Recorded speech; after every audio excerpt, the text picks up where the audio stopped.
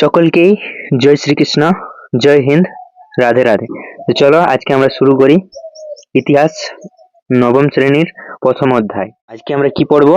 অধ্যায় 1, চ্যাপ্টার 1, ফরাসি বিপ্লবের কয়েকটি দিক, aspects of the French revolution. French মানে কি? ফ্রান্সের মধ্যে কি হয়েছিল? একটা বিপ্লব এসেছিল।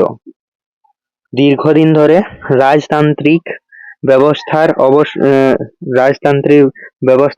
ব্যবস্থার অবসান ঘটিয়ে ফ্রান্সের জনগণ একটি নতুন পরিবর্তন, অর্থাৎ আমূল পরিবর্তন, যাকে বিপ্লব বলা হয়, সেটা নিয়ে এসেছিল। কারা? জনতারা। তো এটা নিয়ে আমরা আজকে আলোচনা করব। তো চলো বেশি কিছু কথা না বাড়িয়ে শুরু করা যাক।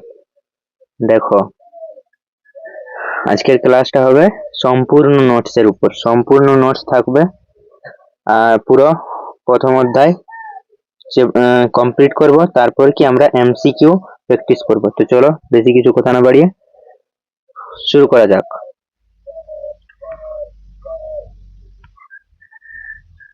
শুরু করার আগে আমরা যাতে যতক্ষণ ক্লাসটা হয় ততক্ষণ যাতে থাকতে পারি, তার জন্য ভগবান শ্রীকৃষ্ণের একটা বাণী আমরা দেখে নিই।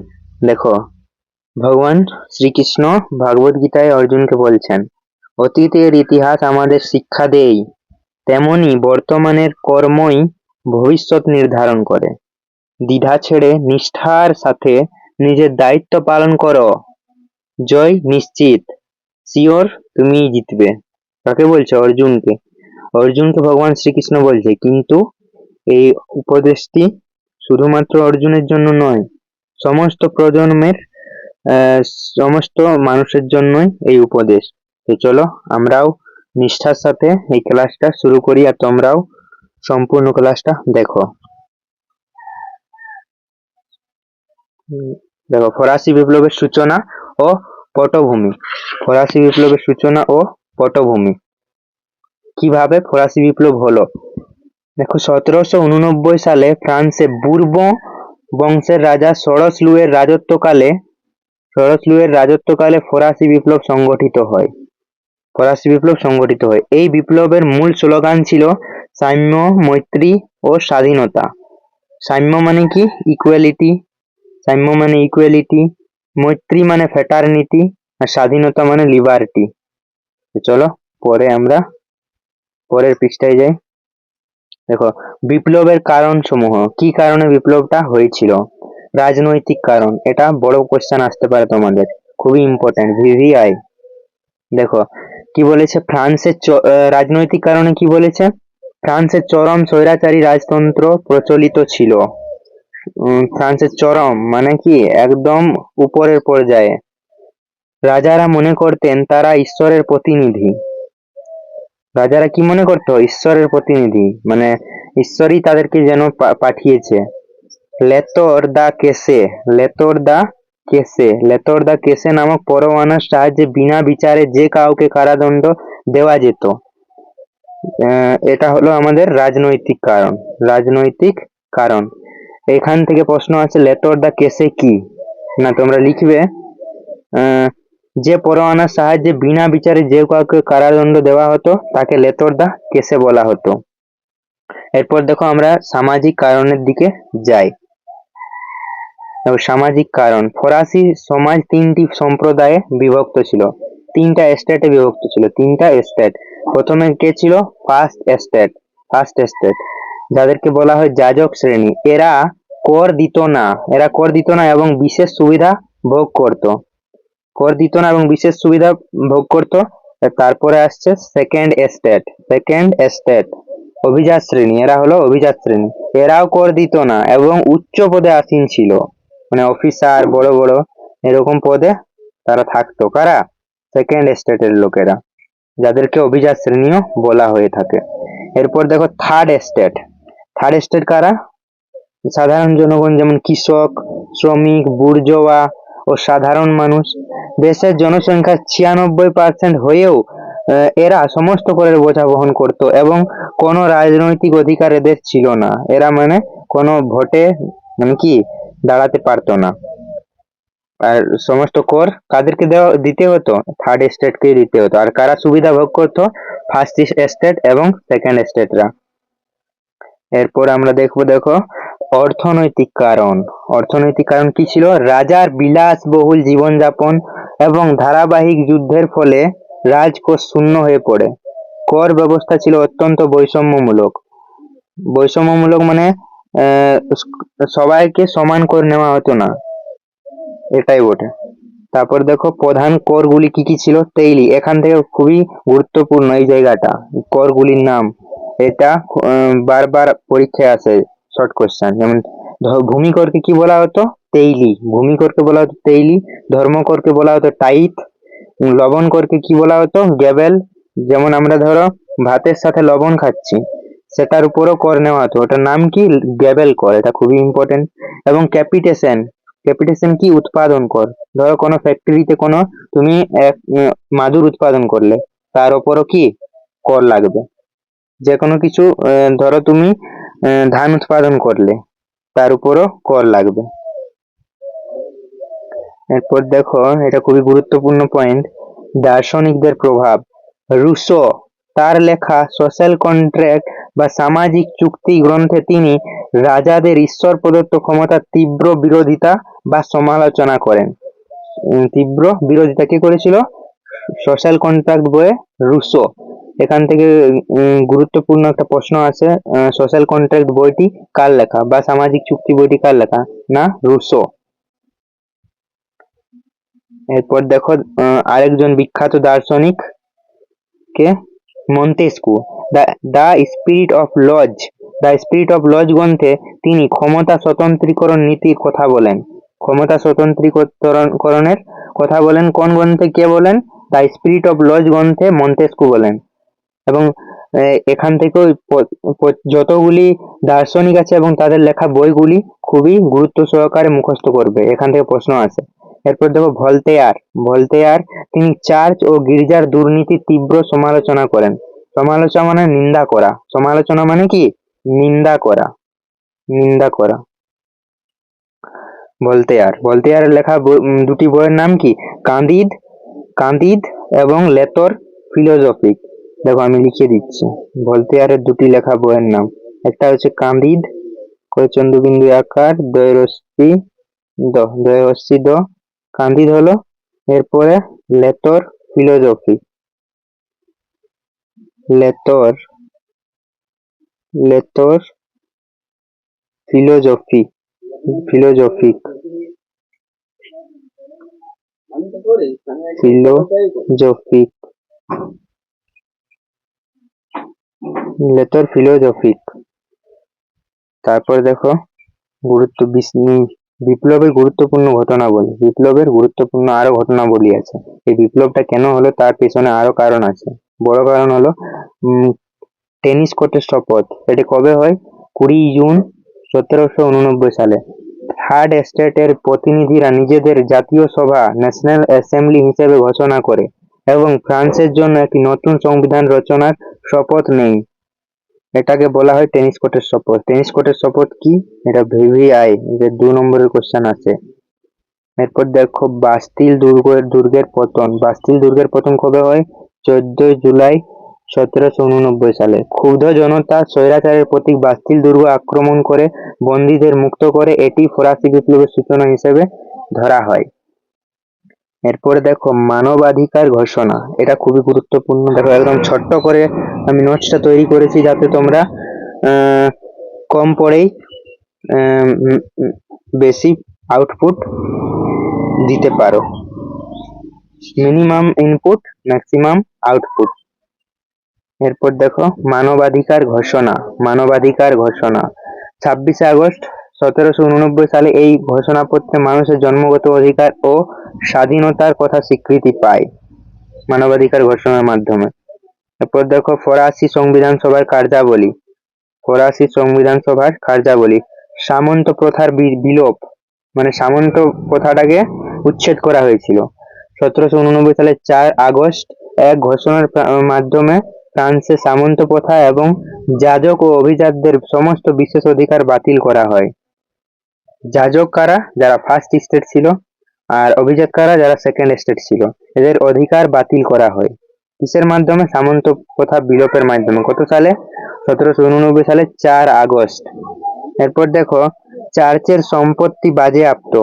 আর্থিক সংকট মেটানোর জন্য চার্চের বিপুল সম্পত্তি বাজেয়াপ্ত করা হয় এবং অ্যাসাইনেট নামক এক নতুন কাগজের মুদ্রা চালু করা হয়। অ্যাসাইনেট কি? এটা পরীক্ষায় আসে, না হলো একটা নতুন কাগজের মুদ্রা। এবারে দেখো, রাজতন্ত্রের পতন ও প্রজাতন্ত্রের প্রতিষ্ঠা।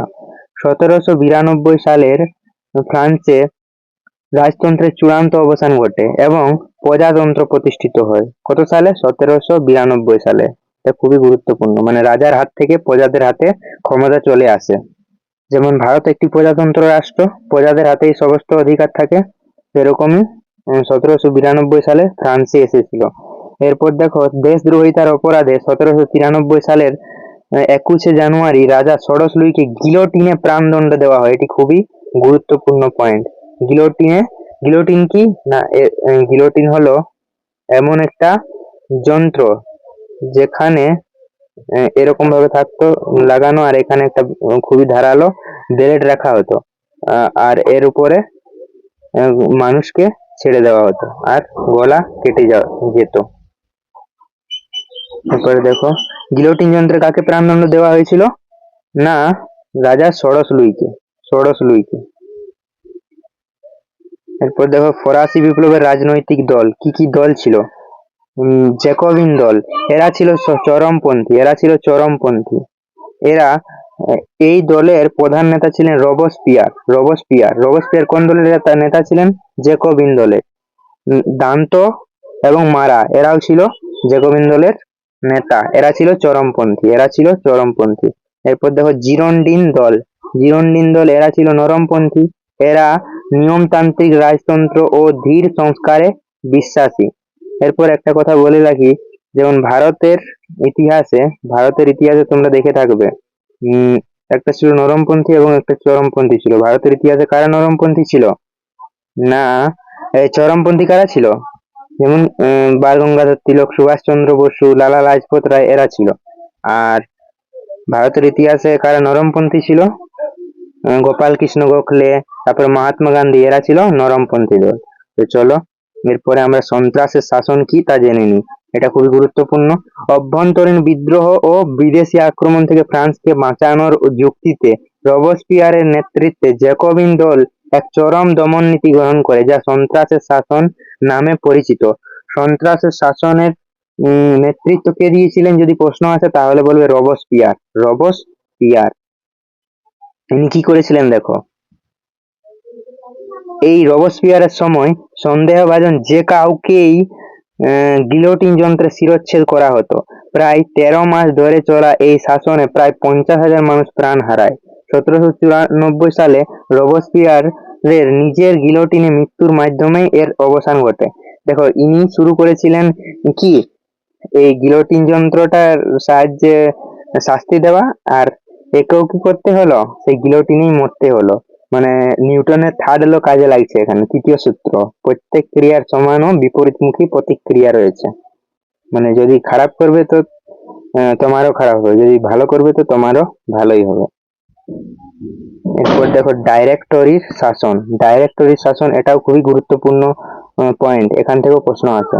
সন্ত্রাসের শাসনের পর ফ্রান্সে 5 জন ডিরেক্টরের হাতে শাসনভার তুলে দেওয়া হয়, যাকে ডাইরেক্টরি শাসন বলে। দেখো, আমি একদম ভালোভাবে নোটসটি তৈরি করেছি যাতে তোমাদের মাথায় কোনো চাপ না পড়ে। বইয়ে দেখবে খুব বড় করে লেখা আছে, কিন্তু তুমি যদি এটাও লিখে আসো তাহলে ফুল নম্বর পাবে।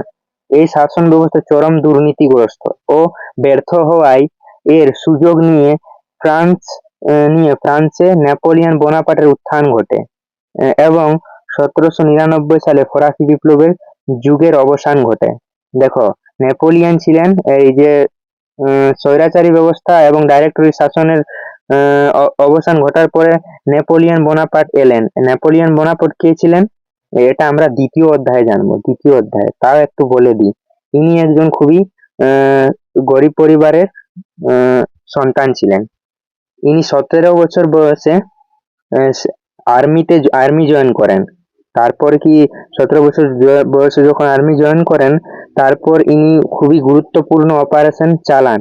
তার মাধ্যমে ইনাকে শাসনভার দেওয়া হয়, এটা আমরা পরে জানবো। ইনি ওয়ান ম্যান আর্মির ভূমিকা পালন করেছিল, মানে এক নায়কতন্ত্র, সিঙ্গেল হিরো। এরপর দেখো আমরা থিওরি পার্ট কমপ্লিট করে ফেলেছি। এরপর আমরা কি করব না, গুরুত্বপূর্ণ প্রশ্ন উত্তর করব এখান থেকে, এমসিকিউ প্রশ্ন। আমরা সমস্ত ফুল চ্যাপ্টার কমপ্লিট করলাম। এখানে ফুল চ্যাপ্টার কমপ্লিট করলাম। কিভাবে চ্যাপ্টার কমপ্লিট করলাম না, একদম শর্ট নোটসের মাধ্যমে খুবই শর্ট করে আমরা করলাম। এরপর দেখো আমরা কি করব, এমসিকিউ। ফরাসি বিপ্লব কোন বছর সংগঠিত হয়েছিল?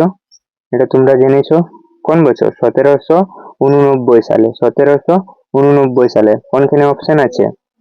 দেখো এইখানেই অপশন আছে, 1789 সালে। 1789 সালে কি হয়েছিল? ফরাসি বিপ্লব শুরু হয়েছিল। এরপর দেখো সঠিক উত্তর 1789 সালে। ব্যাখ্যা দেখো, 1789 সালে 14 জুলাই বাস্তিল দুর্গের পতনের মাধ্যমে ফরাসি বিপ্লব চূড়ান্ত রূপ নেয়। এই দিনটিকে ফ্রান্সে আজও জাতীয় দিবস হিসেবে পালন করা হয়। যেমন আমাদের এখানে 15ই আগস্ট স্বাধীনতা দিবস পালন করা হয়, সেই রকম ফ্রান্সে 14 জুলাই এরা কি জাতীয় দিবস হিসেবে পালন করে থাকেন। এরপর দেখো ফরাসি সমাজে, সেকেন্ড নম্বর কোশ্চেন, ফরাসি সমাজে করের সম্পূর্ণ বোঝা কোন সম্প্রদায়ের ওপর ছিল? First estate, second estate, third estate, না সবার ওপর সমানভাবে?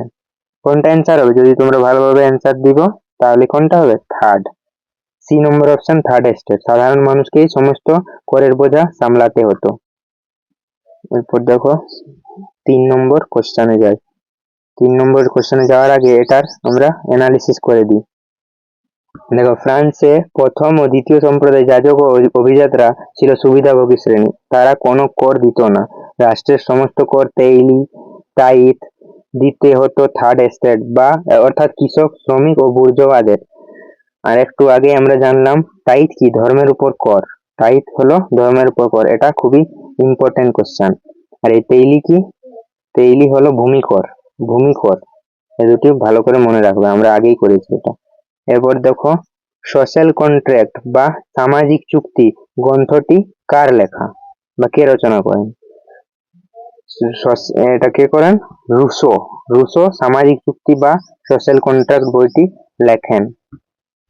এরপর দেখো রুশো, ফরাসি দার্শনিক জ্যাক রুশো তার এই বিখ্যাত গ্রন্থে বলেন যে রাজারা ঈশ্বরের প্রতিনিধি নন, জনগণের সঙ্গে চুক্তির মাধ্যমেই রাষ্ট্র ও সরকারের উৎপত্তি হয়েছে। এরপর দেখো লেতর দা কেসে কি ছিল? এক প্রকার কৃষিকর, বিনা বিচারে গ্রেপ্তারি পরোয়ানা। হ্যাঁ, এটাই ছিল লেতর দা কেসে, বিনা বিচারে গ্রেপ্তারির পরোয়ানা। এটাই হবে কারেক্ট অ্যান্সার, এটা নয়। চলো এর এক্সপ্লেনেশন দেখে নি। দেখো বি নম্বরে অপশন, বিনা বিচারে গ্রেপ্তারি পরোয়ানা। এটি ছিল রাজার শিরমোহর যুক্ত এক বিশেষ পরোয়ানা, যার মাধ্যমে স্বৈরাচারী ফরাসি সরকার বিনা বিচারে যে কোনো সাধারণ নাগরিককে গ্রেপ্তার করে বাস্তিল দুর্গে বন্দী করে রাখতে পারত। ফরাসি বিপ্লবের মূল আদর্শ বা স্লোগান কি ছিল? সাম্য, মৈত্রী, স্বাধীনতা। এটাই তো আমরা দেখলাম। সাম্য মানে কি? সবাই সমান অধিকারের অধিকারী। মৈত্রী মানে সবাই ঐক্যবদ্ধভাবে, মানে সবাই মিলেমিশে থাকবে। আর স্বাধীনতা মানে স্বাধীন থাকবে সবাই। এটাই হলো সাম্য, মৈত্রী, স্বাধীনতা। সাম্য, মৈত্রী, স্বাধীনতা। বিপ্লবীরা বৈষম্যমূলক ফরাসি সমাজ ও স্বৈরাচারী রাজতন্ত্রের অবসান ঘটিয়ে এই 3টি মূল আদর্শের ওপর ভিত্তি করে একটি নতুন সমাজ গড়ার ডাক দিয়েছিলেন। ফ্রান্সে সন্ত্রাসের শাসনের প্রধান রূপকার বা নেতা কাকে বলা হয়? কে ছিলেন? না, রোবসপিয়ার ছিল সন্ত্রাসের শাসনের প্রধান রূপকার। ইনি গিলোটিন যন্ত্রে শাস্তি দিতেন এবং নিজেও শেষে গিলোটিন যন্ত্রেই মারা যান। রোবসপিয়ার। দেখো জ্যাকোবিন দলের নেতা রোবসপিয়ার বিপ্লবের শত্রুদের কঠোর হাতে দমনের জন্য 1793 থেকে 94 সালে ফ্রান্সে এই ভীতিপ্রদ শাসন ব্যবস্থা কায়েম করেছিলেন। এবার অ্যাসাইনেট কি ছিল? একটু আগেই তো বললাম, কাগজের মুদ্রা, অ্যাসাইনেট ছিল কাগজের মুদ্রা। ফরাসি বিপ্লবের পর অর্থনৈতিক সংকট মেটাতে চার্চের সম্পত্তি বাজেয়াপ্ত করে তার মূল্যের ভিত্তিতে সরকার এই নতুন কাগজের মুদ্রা বাজারে চালু করেছিল। ফরাসি বিপ্লবের সময় মৃত্যুদণ্ড কার্যকর করার জন্য কোন যন্ত্রের বহুল ব্যবহার করা হতো? না, গিলোটিন যন্ত্রের বহুল ব্যবহার করা হতো। গিলোটিন। দেখো, ডক্টর গিলোটিন এই যন্ত্রটি আবিষ্কার করেন। যন্ত্রটি মূলত দুটি পিলারের মাঝে একটি ভারী ও ধারালো ব্লেড নিয়ে গঠিত ছিল, যার সাহায্যে দ্রুত ও কম যন্ত্রণায় শিরচ্ছেদ করা যেত। রাজা ষোড়শ লুই কোন রাজবংশের শাসক ছিলেন? রাজা ষোড়শ লুই কোন রাজবংশের শাসক ছিলেন? না, ইনি বুর্ব বংশের রাজবংশের শাসক ছিলেন। বুর্ব রাজবংশের শাসক ছিলেন ষোড়শ লুই। আর ষোড়শ লুইকে কি করা হয়েছিল? গিলোটিন যন্ত্রে শিরচ্ছেদ করা হয়েছিল। ফ্রান্সে দীর্ঘকাল ধরে বুর্ব রাজবংশ রাজত্ব করেছিল। চতুর্দশ লুই, পঞ্চদশ লুই এবং ষোড়শ লুই সকলেই এই স্বৈরাচারী রাজবংশের অন্তর্ভুক্ত ছিলেন। এখান থেকে কয়েকটা গুরুত্বপূর্ণ প্রশ্ন আছে, যেমন চতুর্দশ লুই কি বলেছিলেন? আমি রাষ্ট্র বলেছিলেন। কে বলেছিলেন? চতুর্দশ লুই। আমি রাষ্ট্র বলেছিল চতুর্দশ লুই। এরপর পঞ্চদশ লুইকে কি বলা হতো? প্রজাপতি রাজা। পঞ্চদশ লুইকে কি বলা হতো? পঞ্চদশ লুইকে বলা হতো প্রজাপতি রাজা।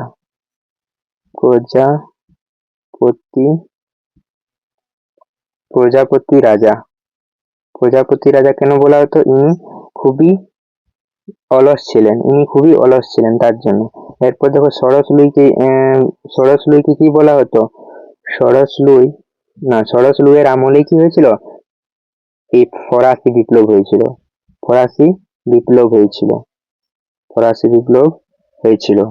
কার আমলে? না, ষোড়শ লুইয়ের আমলে। আর ইনাকে এই ষোড়শ লুইকে কি করা হয়েছিল? গিলোটিন যন্ত্রে শিরচ্ছেদ করা হয়েছিল। এরপরে আমরা এখানেই এই ভিডিওটা শেষ করছি। দেখা হবে পরের ভিডিওতে তোমাদের সাথে। ততক্ষণ সবাই ভালো থাকো, সুস্থ থাকো। জয় শ্রীকৃষ্ণ, রাধে রাধে, জয় হিন্দ।